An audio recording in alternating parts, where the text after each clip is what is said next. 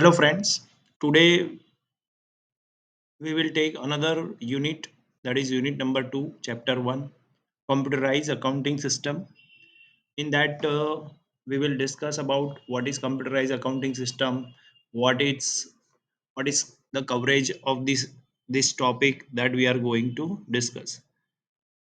This unit 2 is covered in e-accounting, TY as well as basics of IT and e-accounting.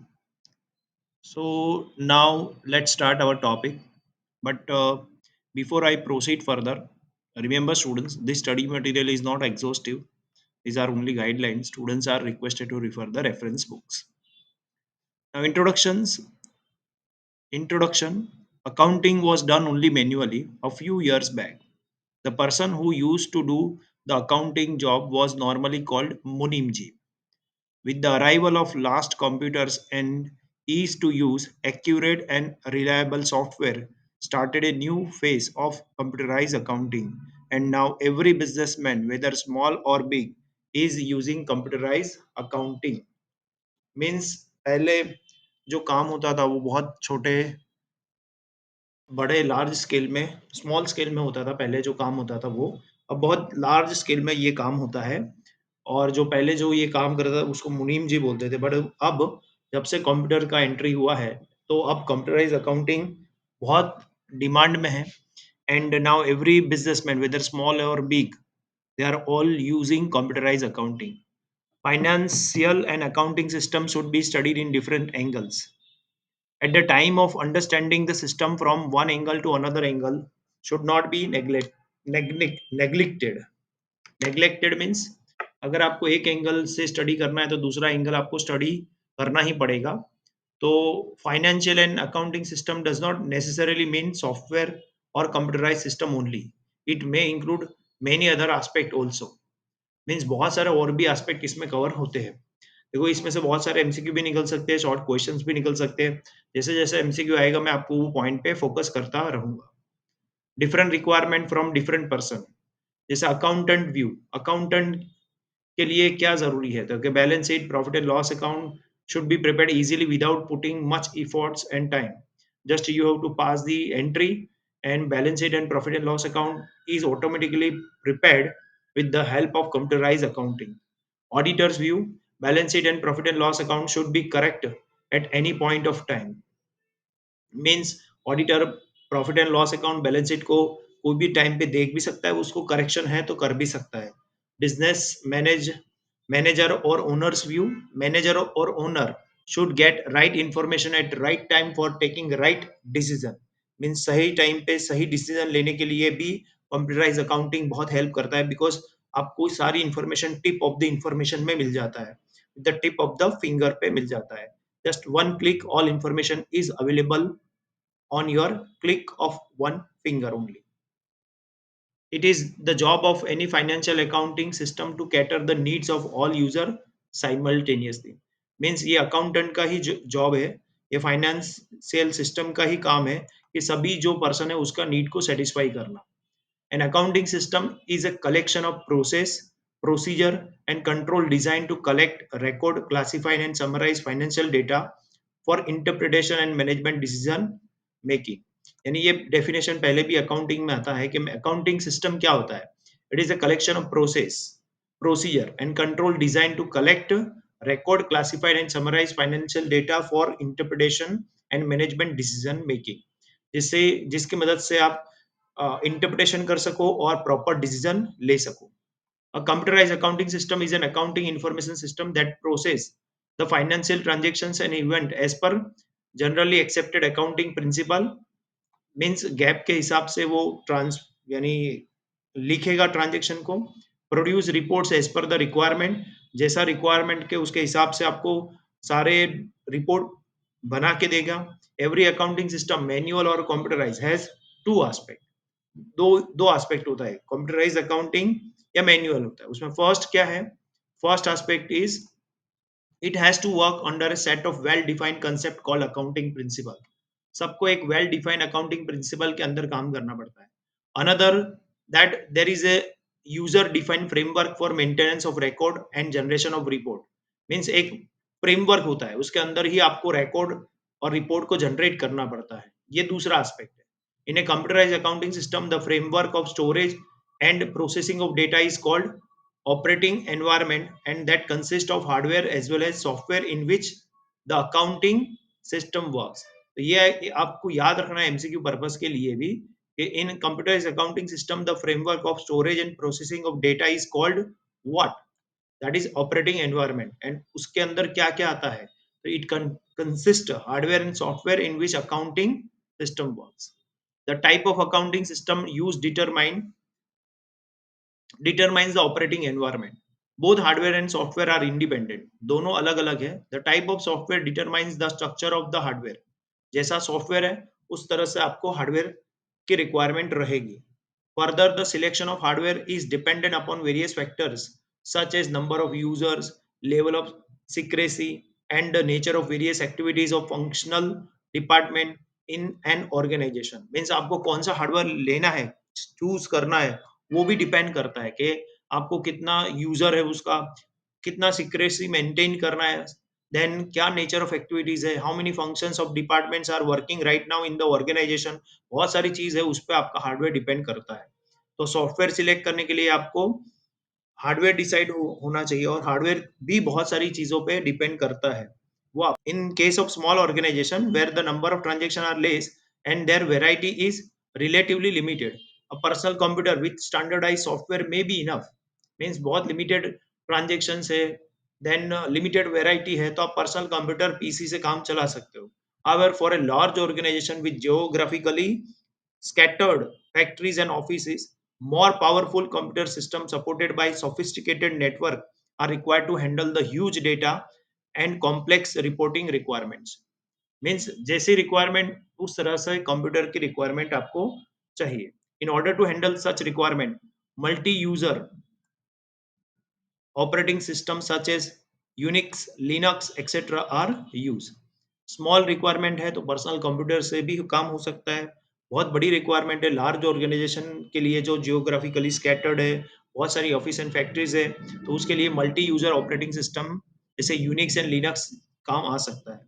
Modern computerise accounting system are based on the concept of database. अब database क्या होता है? Database is implemented using database management system that manage and organize data effectively and provide access to the stored data by an application। means जो भी data stored होता है उसको access करके आपके देता है। any database oriented application has four basic requirement as given below।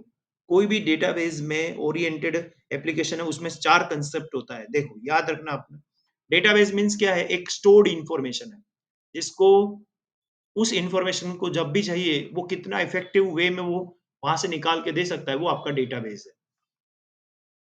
इसमें चार फंक्शन होता है, एक तो फ्रंट एंड होता है, बैक एंड होता है, डेटा प्रोसेसिंग होता है एंड रिपोर्टिंग सिस्टम होता है। देखो फ्रंट एंड क्या होता है? It is a link between the user and the database oriented software through which the user communicate to the back end database. For example, a transaction relating to sale of goods may be dealt with the accounting system through a sales voucher, which appears on the computer monitor on data entry operator, and when entered into the system is stored in the database. The same data may be queried through reporting system, say sales analysis software। Means जैसे ही आपको front end में क्या करना है, यहाँ पे आपको database को इंफॉर्मेशन प्रोवाइड करना है। जैसे एक सेल ट्रांजेक्शन हुआ है, सेल का ट्रांजेक्शन हुआ है, तो उसका आपको सेल वाउचर एंटर करना पड़ेगा। जैसे ही आप सेल वाउचर अंदर बनाओगे तो वो डेटा डेटाबेस में स्टोर हो जाएगा। अब आपको जैसे ही वो रिपोर्ट निकालना है, जैसे कितना सेल हुआ है पूरे साल में, तो वो सेम डेटा में be reported system through sales analysis software. वो आपको जब भी चाहिए, एक बार डेटाबेस में स्टोर हो गया, फिर आपको whenever you requirement any sales report, then you can generate with the help of this database। Now backend क्या होता है? It is the database management system that is hidden from the user and respondent to the requirement of the user to the extent the user is authorized to access। backend में सबका access नहीं होता, जैसे coding ने वो सब करता है उसका बैकएंड में एक्सेस होता है। Remember every authorised user is not given access to entire data. Access is generally given to need to know and need to do basis। Access need to know और नीड टू डू बेसिस पे ही दिया जाता है। यानी database management system क्या होता है कि पूरा बैक एंड में वर्क करता है जिसका एक्सेस सबको नहीं होता, वो उसमें सारा डेटा स्टोर होता है। अब data processing, it is a process that is performed on raw data to transform the raw data into information that can be used by decision makers to take appropriate decision. Means data processing एक simple चीज है कि data को transform करता है, रो data को transform करता है इनटू प्रॉपर इंफॉर्मेशन। उसकी मदद से जो डिसीजन मेकर है प्रॉपर डिसीजन ले सकता है। ये थर्ड डेटाबेस मैनेजमेंट सिस्टम का काम हुआ, डेटाबेस का काम हुआ। एंड फोर्थ वन क्या है? Reporting system. A report means A report simply means presentation of information in proper and meaningful way. आप इंफॉर्मेशन को प्रॉपर तरीके से मीनिंगफुल वे में कन्वर्ट करते हो। Basically reporting system is a regular reporting on the pre decided aspect. Means आपको जो कोई चीज काम करनी ही है, अब वो काम करनी है, कब करनी है, वो डिसीजन लेना है, तो in that case reporting system will help you out. Means आपको वो डिसीजन लेने में काम मदद कर सकता है। ये वाला एंड मीन्स यहाँ पे आपको समझाना है कि एनी डेटाबेस ओरिएंटेड एप्लीकेशन जो होता है उसके पास 4 बेसिक रिक्वायरमेंट होना चाहिए। जैसे उसका फ्रंट एंड होगा जिससे इंफॉर्मेशन डेटाबेस में एंटर किया जाता है। बैक एंड जो जिसका एक्सेस सबके पास नहीं होता, यहाँ पे इंफॉर्मेशन स्टोर्ड होता है। Whenever needed information is needed, it is provided to the user.